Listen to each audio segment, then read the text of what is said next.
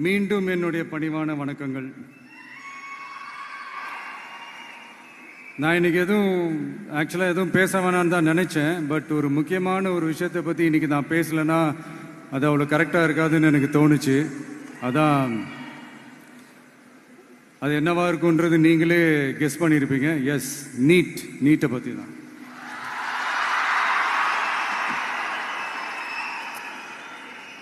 இந்த நீட்டுன்றது பார்த்தீங்கன்னா நம்ம தமிழ்நாட்டில் இருக்கிற மாணவ மாணவிகள், குறிப்பாக கிராமப்புறத்தில் இருக்கிற ஏழை எளிய பிற்படுத்தப்பட்ட, மிகவும் பிற்படுத்தப்பட்ட மற்றும் தாழ்த்தப்பட்ட வகுப்பினை சேர்ந்த இந்த மாணவ மாணவிகள் எல்லாருமே ரொம்பவும் பாதிக்கப்படுறாங்கன்றது தான் ஒரு சத்தியமான ஒரு உண்மை.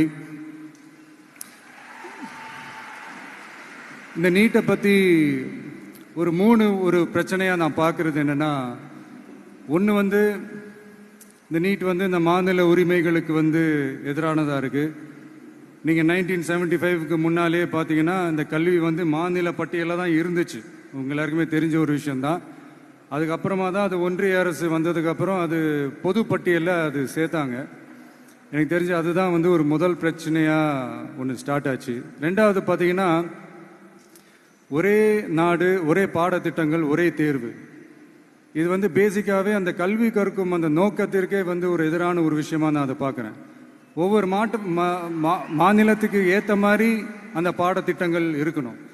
இது நான் மாநில உரிமைகளுக்காக மட்டுமே இதை நான் கேட்கல. நீங்கள் பார்த்தீங்கன்னா அந்த கல்வி முறையில் பல்வேறு கண்ணோட்டங்கள், பல்வேறு பார்வைகள், டிஃப்ரெண்ட் பெர்ஸ்பெக்டிவ்ஸ்னு ஒன்று சொல்லுவாங்க இல்லையா, அப்படி அதுக்கு ஒரு முக்கியத்துவம் கொடுக்குற ஒரு விஷயமா அது இருக்கணுன்றதான் என்னுடைய பார்வை.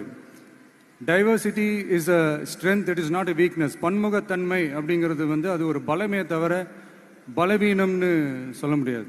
இதில் இன்னொரு முக்கியமான ஒரு விஷயம் என்னன்னா, மாநில மொழியில் படிச்சுட்டு, ஸ்டேட் சிலபஸில் படிச்சுட்டு, என்சிஇஆர்டி சிலபஸில் தேர்வு வச்சா அது எப்படிங்க? அதுவும் கிராமப்புறத்தில் இருக்கிற மாணவ மாணவிகள், அதுவும் அவங்களுடைய மருத்துவ படிப்புக்கு கொஞ்சம் யோசிச்சு பாருங்க, இது எவ்வளோ ஒரு கடினமான ஒரு விஷயம்னு. மூணாவது நான் பார்க்குற ஒரு பிரச்சனை என்னன்னா, இப்போ போன மே மாதம் 5ஆம் தேதி அந்த நீட் எக்ஸாம்லாம் நடந்துச்சு. அதில் சில குளறுபடிகள்லாம் நடந்ததா நம்ம நிறைய அந்த செய்திகள்லாம் பார்த்தோம், படித்தோம் இல்லையா. அதுக்கப்புறமே என்ன ஆயிடுச்சுன்னு பார்த்தீங்கன்னா, அந்த நீட் தேர்வுக்கு மேலே இருக்கிற அந்த நம்பகத்தன்மையை மக்கள் மத்தியில் சுத்தமாக போயிடுச்சு. இனிமேல் நாடு முழுக்க அந்த நீட் தேர்வே தேவையில்லை அப்படிங்கிறத இந்த செய்திகள் மூலிமா நாம் எல்லாருமே புரிஞ்சுக்கிட்ட ஒரு விஷயம். சரி, இதுக்கு என்னதான் தீர்வு அப்படின்னா, நீட்டு விலக்கு தான் இதுக்கு உடனடி தீர்வு. நீட்டு ரத்து கோரி தமிழக சட்டமன்றம் கொண்டு வந்திருக்கிற அந்த தீர்மானத்தை நான் மனப்பூர்வமாக வரவேற்கிறேன். இதுக்கு அந்த ஒன்றிய அரசு அந்த கால தாமதம்லாம் எதுவும் செய்யாமல் தமிழ்நாட்டு மக்கள் அவங்களுடைய உணர்வுகளுக்கு மதிப்பு கொடுத்து இதை சீக்கிரமாகவே இதை சால்வ் பண்ணணும் அப்படின்றதான் இங்கே நான் கேட்டுக்கிறேன். சரி, ஓகே, இதுக்கு நிரந்தர தீர்வு தான் என்ன அப்படின்னா, அந்த கல்வி பொது பட்டியலேருந்து மாநில பட்டியலுக்கு கொண்டு வரணும். ஒருவேளை அதில் ஏதாவது சிக்கல்கள் இருக்கு அப்படின்னா ஒரு இடைக்கால தீர்வா இந்த இந்திய அரசியலமைப்பு சட்டத்தை திருத்தி ஒரு ஸ்பெஷல் கன்கரண்ட் லிஸ்ட், சிறப்பு பொது பட்டியல் அப்படின்னு ஒன்று உருவாக்கி அதுல கல்வி மற்றும் சுகாதாரத்தை அதுல சேர்க்கணும்.